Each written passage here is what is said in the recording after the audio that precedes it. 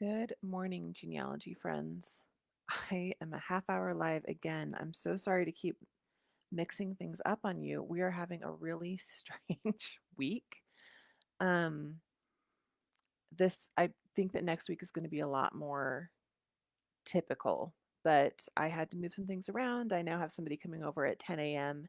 and I wouldn't be available to teach, and I didn't want to miss another day. So I'm on and I'm on my computer. So once again, I can't even see if any of you are on here with me.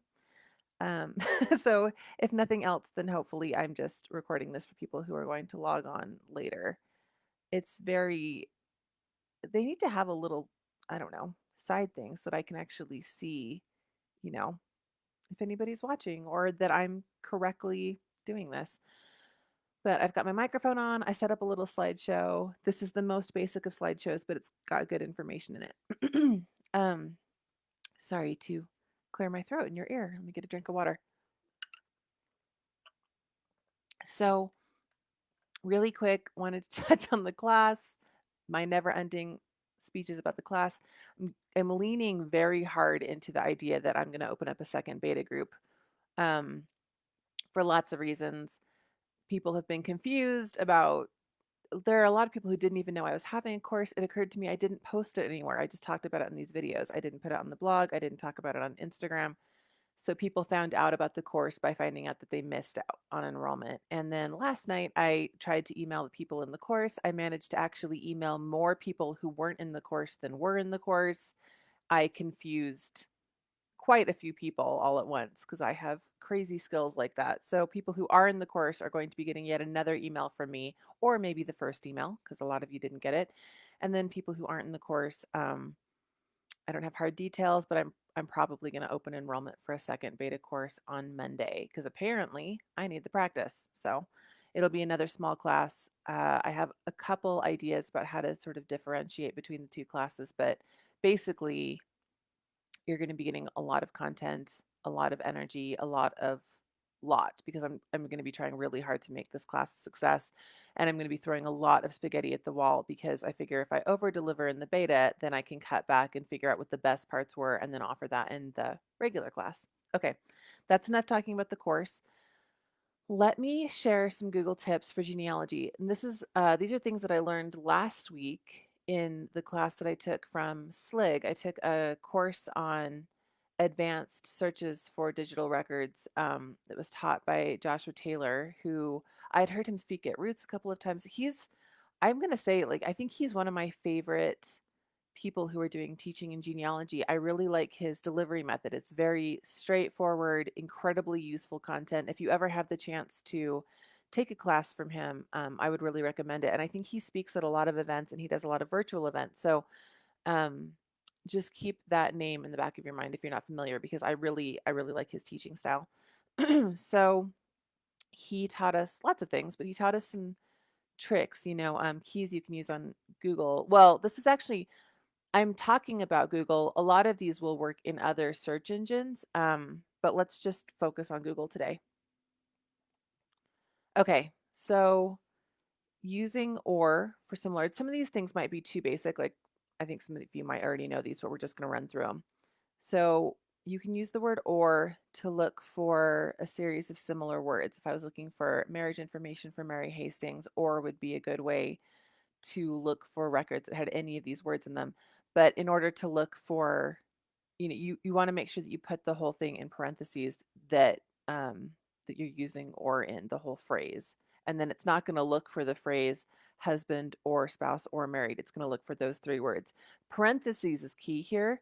Don't use quotation marks or it will actually look for the phrase husband or spouse or married, which of course you're a lot less likely to find anything useful if you do that. And looks for all of these words. Um, so this is a little confused. I was confused about this when he was explaining it. If you just put things into Google, like if I was to put Mary Hastings married, Google is going to look for all of those words.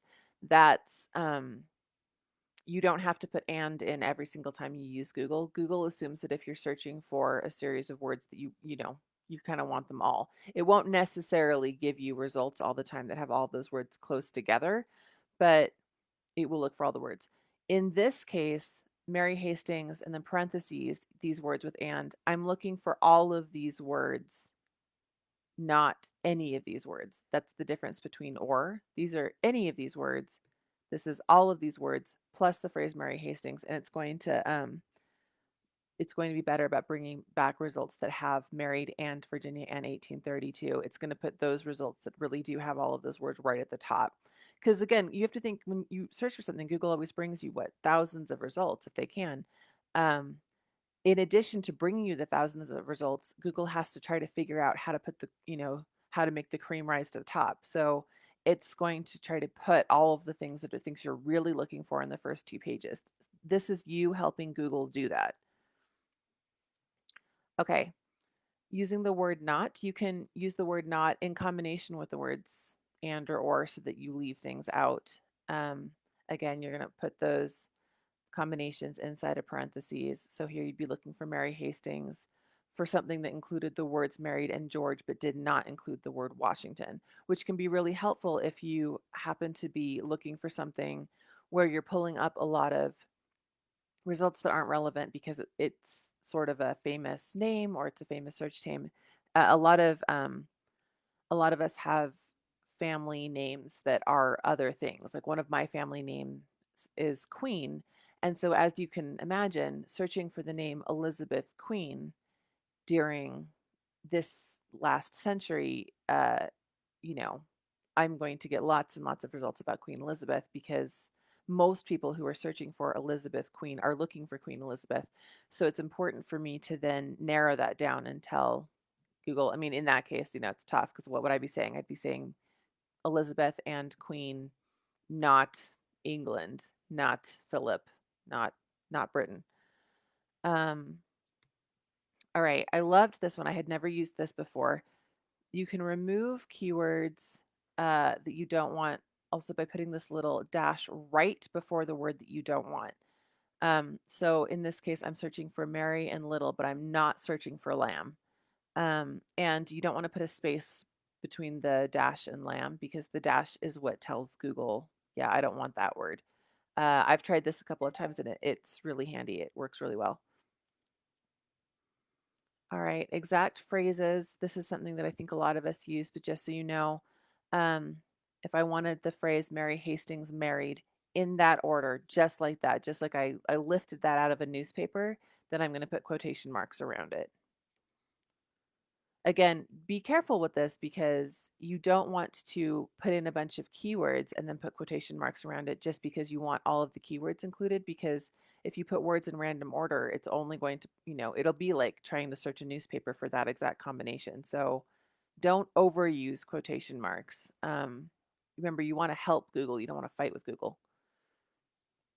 Okay, this is one that I know, I'm not going to list the different websites, but you can use this on many websites where you'd be searching for genealogy records.